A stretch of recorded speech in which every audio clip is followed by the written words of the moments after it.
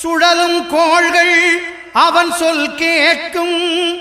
அவனை தொழுதால் போதும் நல்லதே நடக்கும். ஆனை முகனை தொழுதால் நவக்கிரகங்களும் மகிழும். நல்லதே நடக்கும், நல்லதே நடக்கும்.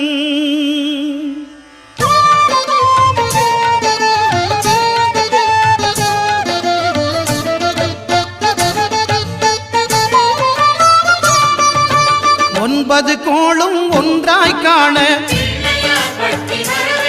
அங்கு கற்பகம் என்னும் கடவுளின் மெய்யில். ஒன்பது கோளும் ஒன்றாய் காண அங்கு கற்பகம் என்னும் கடவுளின் மெய்யில். சூரியன்